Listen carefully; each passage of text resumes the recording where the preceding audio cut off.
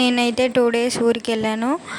అంటే మా హస్బెండ్ మాతో పాటేం రాలేదు. నేను మా పాప ఇద్దరమే కలిసిపోయి వెళ్ళాము.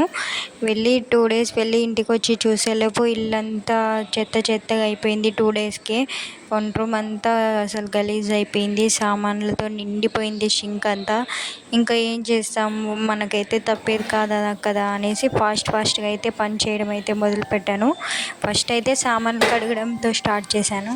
సామాన్లు కడగడం నిదానంగా ఒక్కొక్క సామాన్లన్నీ నీట్‌గా కడిగేసి వాటర్ కూడా ట్యాంక్‌లో వాటర్ అయిపోతే ఇంకా కొన్ని వెళ్ళి మోటర్ అయితే ఆన్ చేసేసి వచ్చాను. మోటర్ ఆన్ చేసి వచ్చినాక ఇంకా సామాన్లు అయితే దబ కడిగేసి మా హస్బెండ్ బయటికి వెళ్ళాలి కదా పనికి, అందుకనే తొందరగా క్లీన్ చేసేసి పెట్టేశాను.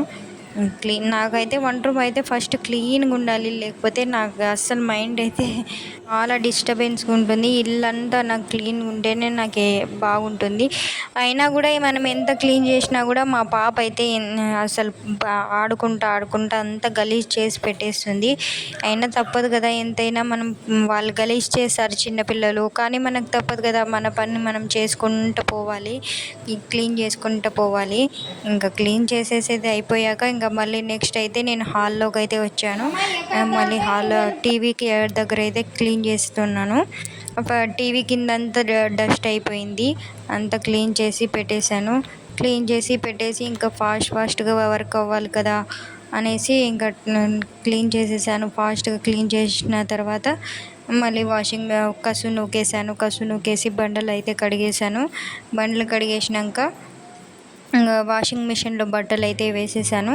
వాషింగ్ మిషన్లో బట్టలు వేసేసినాక టిఫిన్ చేయాలి కదా, మా హస్బెండ్ బయటికి పోతారు అనేసి ఏం చేయాలి తొందరగా ఏమవుతుంది అని ఆలోచిస్తుంటే ఉప్మా మనకి ఎంతైనా ఫాస్ట్గా అయిపోయేది ఉప్మానే కదా. 10 మినిట్స్లో ఉప్మా రెడీ అయిపోతుందని నాకైతే ఐడియా వచ్చింది. ఇంకా 10 మినిట్స్లో రెడీ అయిపోతుంది మామ ఫాస్ట్గా అనేసి మా హస్బెండ్కి చెప్పేసి నేనైతే ఉప్మా చేయడానికి అయితే వెళ్ళాను. అంతలోపు వాషింగ్ మిషన్లో బట్టలు అయితే వేసేసాను. చూస్తే సింక్లో వాటర్ అయితే తక్కువ వస్తున్నాయి. ఇంకా మా హస్బెండ్ని పిలిచి రెడీ చేపించాను. మా పాప అయితే బియ్యం సంచులకైతే బొక్క పెట్టేసింది సిజర్తో. వెనకాల చూస్తే బియ్యం అంతా కిందకి చల్లేసింది. వాళ్ళ డాడీని పిలుస్తుంది, డాడీ నేను కూడా పైకి వస్తాను అని.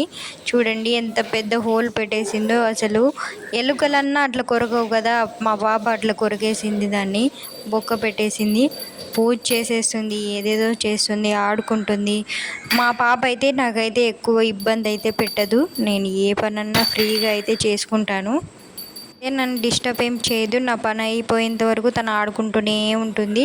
వాళ్ళ డాడీ కూడా ఆడిపిస్తున్నారు ఇక్కడ.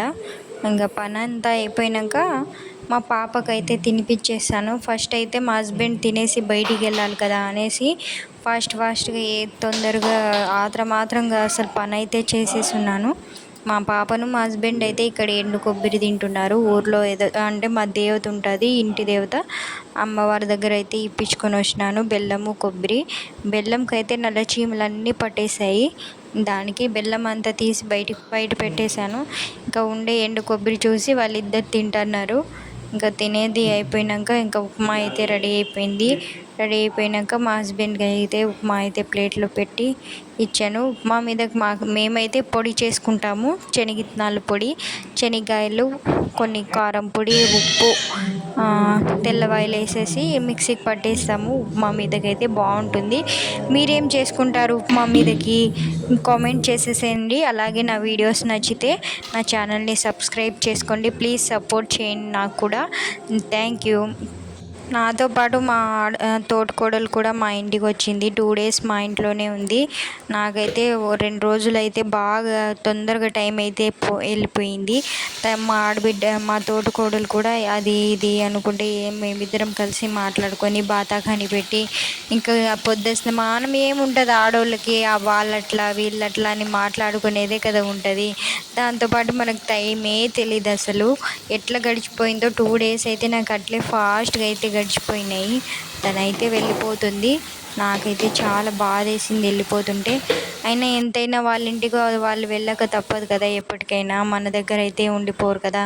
వాళ్ళైతే గుంటూరులో అయితే ఉంటారు. ఏం పని చేస్తున్నారు అనేది మీకు కావాలనుకుంటే నాకు కామెంట్ చేసేసేయండి. అలాగే నా వీడియోస్ని సపోర్ట్ చేయండి ప్లీజ్.